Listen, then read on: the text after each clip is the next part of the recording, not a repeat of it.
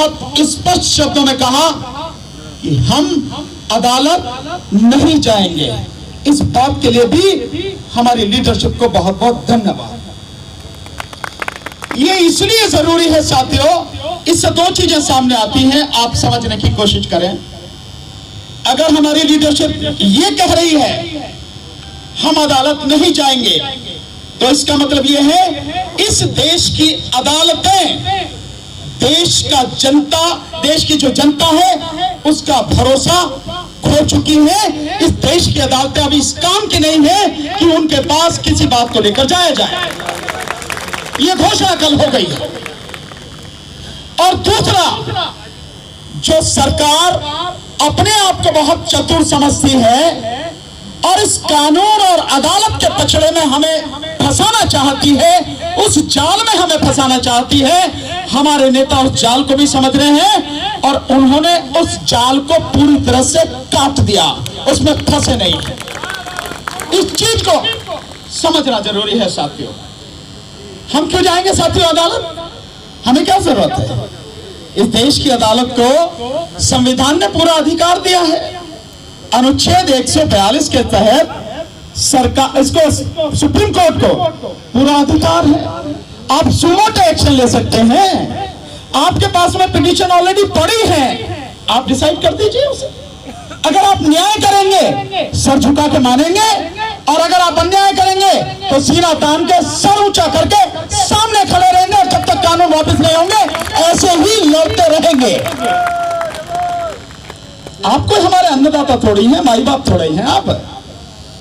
क्योंकि हम जानते हैं बाबरी मस्जिद में आपने न्याय नहीं किया, अन्याय किया, सबको मालूम है।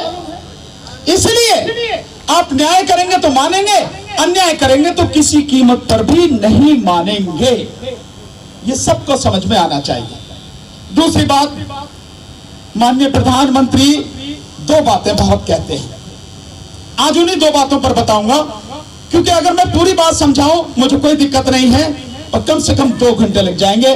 और ये समय सभी साथियों को समय देने का है, क्योंकि जो साथी इस आंदोलन को सहयोग करने आ रहे हैं, जहां से भी आ रहे हैं, मंच से उनका सम्मान होना चाहिए, उन्हें भी मौका मिलना चाहिए। इसलिए केवल 2 बातें आज आपको बताऊंगा। मीडिया में आप सुनते रहते हैं, मैं लगातार बताता रहता हूं। 2 बातें यह है साथियों, मोदी जी कह रहे हैं विपक्ष इनको गुमराह कर रहा है, ये किसान गुमराह है।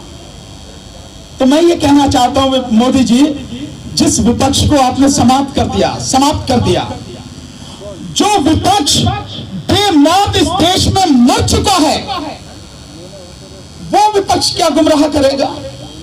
हाँ, रही बात ये, हकीकत ये है, इस देश की तमाम जनता को अगर कोई गुमराह कर रहा है तो वो है स्वयं प्रधानमंत्री नरेंद्र मोदी और उनकी पूरी कैबिनेट, बीजेपी और आरएसएस।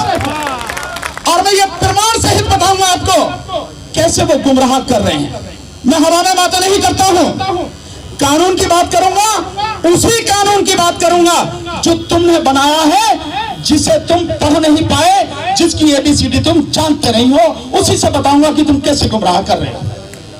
ये जो कानून है, एग्रीमेंट वाला कानून, जो किसान के और व्यापारी के बीच में एग्रीमेंट होना तो ये चाहिए कि माननीय प्रधानमंत्री जी को जब वो मन की बात करते हैं, आप सब जानते हैं, ऐसा तो कोई नहीं जो नहीं जानता हो, दुनिया में सब कुछ जानते हैं।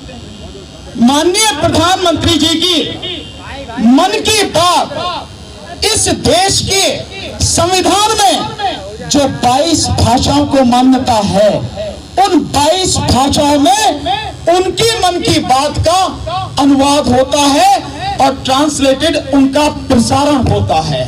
तो क्या आपको नहीं चाहिए था कि जो कानून आपने बनाए हैं, वो 3 कानून, एक कानून जिसमें संशोधन किया है जो है इसेंशियल कमोडिटीज एक्ट, आवश्यक वस्तु अधिनियम, वो तो 1.5 पेज का है, वो 1.5 पेज का ट्रांसलेट आप करवा दीजिए सभी भाषाओं में। साथ में जो एग्रीमेंट वाला कानून है वो 11 पेज का है, 25 धाराएं हैं कुल, उसमें और भी कुछ नहीं है, उसका आप अनुवाद कराइए।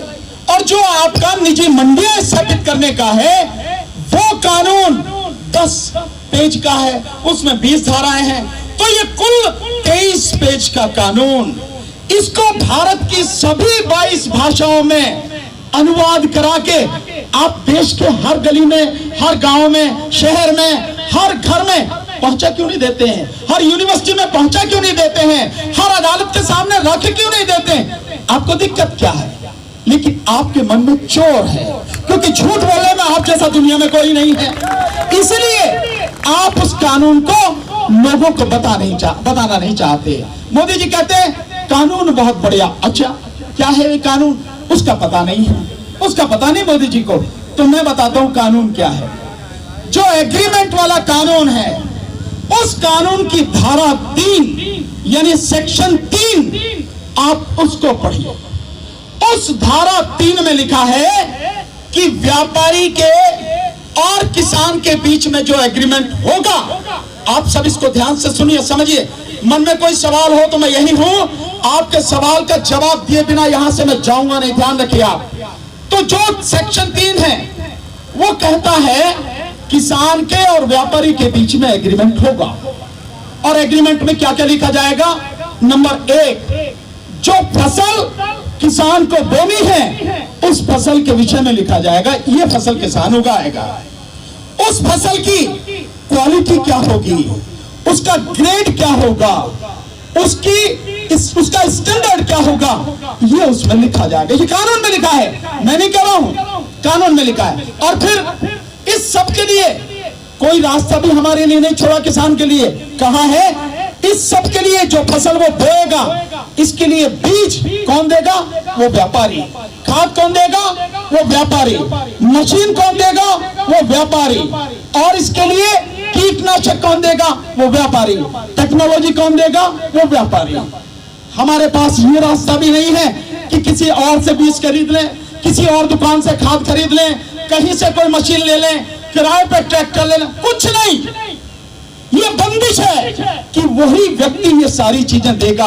अब मैं आपसे पूछता हूं, आप सारे के सारे लोग इसी देश के निवासी हैं, हर कोई पूछे भाई, कोई व्यापारी जब हमें कोई चीज देगा तो क्या हमारे हिसाब से देगा, हमारी कीमत पर देगा, या अपने हिसाब से देगा और अपनी कीमत पर देगा? केवल इस देश में किसान ही है जो फसल वो उगाता है उसकी कीमत वो तय नहीं करता है। तय कौन करता है? या तो सरकार करती है जो एमएसपी डिसाइड करती है, उसे भी दिला नहीं पाती।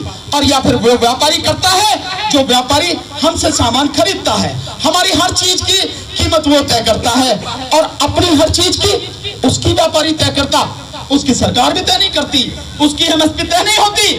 तो व्यापारी के हाथ में सब कुछ, कानून बना के भी आपने सब कुछ दे दिया और मुझे बांध दिया कि व्यापारी के साथ में समझौता हो गया। बीज भी तुझे इसी से लेना है, इसी के दाम पर, खाद भी तुझे इसी से लेना है, इसी के दाम पर, टेक्नोलॉजी भी इसी से लेनी है, इसी के दाम पर, मशीन भी इसी से लेनी है, इसी के दाम पर। और भैया उसमें जो तेरा और इसका फसल की कीमत तय हो जाएगी, उस कीमत के अलग तुम कोई डिमांड नहीं कर सकते। अब मैं आपसे ये सवाल आपके सामने रखना चाहता हूं, हर व्यक्ति के सामने रखना चाहता हूं, जरा सोचे, जब कीमत तय हो गई व्यापारी के और किसान के बीच में, तो सरकार जो एमएसपी का राग अलाप रही है, एमएसपी का क्या मतलब रह गया? आप बताएंगे मुझे एमएसपी का क्या मतलब रह गया? क्योंकि कीमत तो व्यापारी का और किसान के बीच में तय हो गई और कानून में यह नहीं लिखा कि कोई भी व्यापारी एमएसपी से कम पे किसान से फसल की कीमत तय नहीं करेगा, कहीं नहीं लिखा। तो मतलब ये हो गया कि आपकी एमएसपी अगर आप लिखित में भी दे दें तो भी इन कानूनों के रहते हुए उस एमएसपी का कोई मतलब नहीं। इसका मतलब ये होगा कि आपने पूरी तरह से इस किसान को, जो बहुत कमजोर है, जो गरीब है, क्योंकि मोदी जी तो कहते हैं, आपने सुना भी होगा, इस देश के 80 से 85% किसान सीमांत और छोटे किसान है। मोदी जी कह रहे हैं, मैं तो नहीं कह रहा, आंकड़े कह रहे हैं। सीमांत और छोटे किसान का मतलब यह है कि 80 से 85% किसान के पास 2 एकड़ से ज्यादा जमीन नहीं है। और 2 एकड़ का मतलब 10 बीघा, इतनी ही तो जमीन है। यानी उस किसान को आपने उस व्यक्ति के हवाले कर दिया, उस व्यापारी के जिसके पास पैसे की कोई था नहीं है, जिसके साथ सरकार खड़ी है, जिसके साथ इस देश का प्रधानमंत्री खड़ा है और जिसके साथ इस देश का पूरा शासन और प्रशासन खड़ा है, उसके हवाले आपने किसान को छोड़ दिया। और आप कह रहे हैं कि किसान की समझ में नहीं आ रहा। मोदी जी, इतना अनपढ़ किसान नहीं है जो इन चीजों को समझता नहीं हो। आप नहीं पढ़े लिखे तो हम क्या करें, आप फर्जी डिग्री दिखाते हो तो हम क्या करें, लेकिन हम समझ रहे हैं भाई आप क्या करना चाह रहे हो।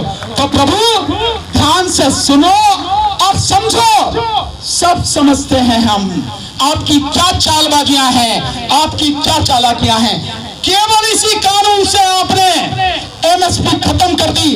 और क्यों करी है एमएसपी खत्म, इसको आपको समझना बहुत जरूरी है हर किसी को। वो इसलिए खत्म करी है, 2017 में नीति आयोग, आप जानते हैं कि मोदी जी के आने से पहले नीति आयोग योजना आयोग हुआ करता था। योजना आयोग को बदल के नीति आयोग कर दिया गया और नीति आयोग में सरकार के जो सलाहकार थे सुब्रमण्यम, उन्होंने कहा था सरकार को एमएसपी से और ये फसल खरीदने से बाहर निकलना चाहिए।